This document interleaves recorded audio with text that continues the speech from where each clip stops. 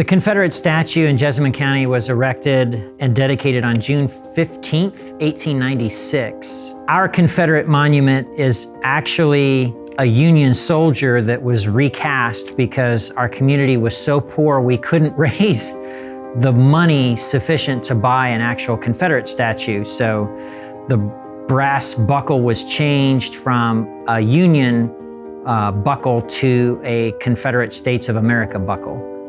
In the dedication speech, Bennett Young said this: "There are many instances in history where the cause of the just is defeated and where wrong has prevailed." And in that speech, he's making it clear that they believed and they were expressing through this monument an understanding that the defeat of the Confederacy was bad and wrong. Pastors in Jessamine County want to see this monument moved off the courthouse lawn and moved to Maple Grove Cemetery to communicate to the people of Jessamine County that everybody, every American, regardless of the color of your skin, is welcome here. Every American, regardless of the color of your skin, can get justice here. Every American, regardless of the color of your skin, can participate in government and all the aspects of our civic life together. No American is excluded from that.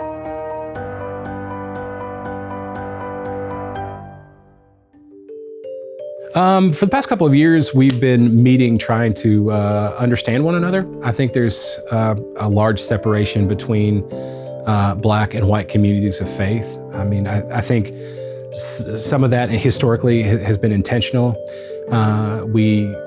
Although we've inhabited the same country for 400 years, we've developed two cultures side by side for that same amount of time because of slavery and Jim Crow and racism that followed those things. And so as Christians, we're called to be brothers and sisters despite our backgrounds and where we come from. And the only way to do that is to get into proximity with one another, build relationships, get to know one another, and seek understanding. And so thankfully, Moses Radford at First Baptist Church has been kind of drawing us in together to talk through issues and to see how we can become more of a combined Christian community. I said, okay, I'm in Jessamine County, and we need to do something about racial issues here in Jessamine County. So I made contact with some Black pastors first so we can meet and get our heads together. Then I extended it to white pastors in the county and other spiritual leaders to come to let us have some dialogue. And we have had some great conversations about racial problems. And I believe that there have been some great improvement of how we appreciate one another by sitting and talking to get to know each other. Many of us have gone to eat together. We talked about, just the fact that we're probably the most segregated on Sundays than any other time in this country. We talked about how to move forward. In general, just things that impact us as a whole, not just African American, but all of us. If I'm having issues, even though it might not directly affect you, it can affect you indirectly. And so just the importance of us being aware of how all of us are, not individuals, but collectively a people as united citizens, and we should all, have a desire to, have brotherly love for each other.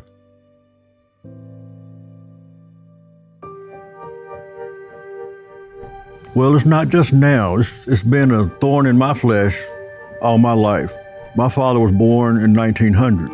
He saw a lot of things in this county that he passed on to me and reasons that I should do what he taught me to do, not realizing then that I was actually born under Jim Crowism, being 66 years old. To me, everybody was the same. As a child, you don't see differences unless you're taught. My father taught me, for instance, to go in the back door of the courthouse. And in those days, children didn't ask why like they do now. You just did what your parents told you to do. So I came up, like I said, now I'm grown, I still find myself going in the back door of the courthouse. Why? Because blacks were not allowed to go in the front door of the courthouse. And when I see that statue standing there, it reminds me that I was rated as less of a citizen, just barely being a citizen of not just this county, but this country. My rights, even though this country says liberty and justice for all, they say it, but it wasn't practiced. And that statue reminds me of that. This got prompted by a young student, a Caucasian student, who saw the injustice of her peers and wanted to do something, started a petition that was signed 3 years ago, that, to my knowledge, never made it to, the powers that be. And I just have strong feelings as to why her request went unheard, unanswered. She would not send emails and not get response back. And so we have a student, one of our constituents, who, was making efforts, and she was ignored. And so it also speaks of how, people, the ones that are in power, were choosing to ignore this as if it was of no concern.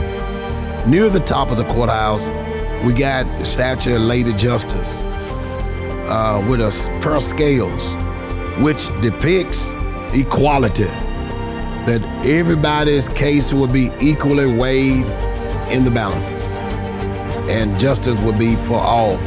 Then before you get to that though, you get into the door of the courthouse, you got this statue that's saying, no, you won't. It ain't gonna happen. So by gathering together, black and white, spiritual leaders to help the county to see that we're together on this matter. That not only black people want it moved, but white people want it moved as well. Some people say when you want to do something like this, when you want to move a Confederate monument, that you're trying to eliminate history. This isn't living history. This is a monument celebrating a cause. And the plaque on the Confederate monument on our courthouse lawn talks to the fact that there was no greater cause. And I just beg to differ. That was not a cause worth fighting for. The cause of enslaving and building an economy off the backs of chattel slavery, that is not a cause worth fighting for. It's in a very real sense, to me, un-American. Moving the statue, it's not an attempt to erase history, right? I think try as we might, our history with racism and race issues aren't going away anytime soon. And giving, the doctrine of sin in Scripture, like there's always going to be sinfulness in people and their relationships and mistrust across cultures. And so what I would implore you to do is not to see it as an erasure of history, but rather recognizing that not all history is worthy of being celebrated. Everything is history, and we ought to study it in school and learn about it and see the truth of it. And yet, not everything is worthy of a statue or a painting or a celebration, right? We ought to look at the things that we've done well as Americans in our history, and we ought to celebrate those things and wave the flag and be excited about those things. And yet, the things that we've done wrong, we ought to recognize the great injustice we've done by buying African bodies, African souls, and bringing them to our continent and using them for labor that we didn't pay them for and enriching ourselves at their expense. We ought to recognize that that's a past sin of our country. And we shouldn't celebrate that. We should actually condemn that as Christians. Christ came to set people free. And I believe he came to set us free both spiritually and physically, really. I think that a free society is what Christ would want for us. It troubles me to believe that any person who vows that they love, that they believe that, what Christ says, would not be willing to acknowledge if you're hurting someone, that you should be willing to stop. That's all that we're saying. We're hurting. Why are you having issues with hearing them? You can accomplish more together than you can separate. Now, if you want to go out here, we got a big snowstorm and shovel snow, it might take you all day to clear your driveway. But if you got your neighbor beside you helping you to shovel snow, it's going to go by faster. And you've got that joy of having someone there with you, that fellowship. So we may as well start now and come together as one nation under God. not a divided nation under God. One nation under God with liberty and justice for all. Not some, but all. We want to move the monument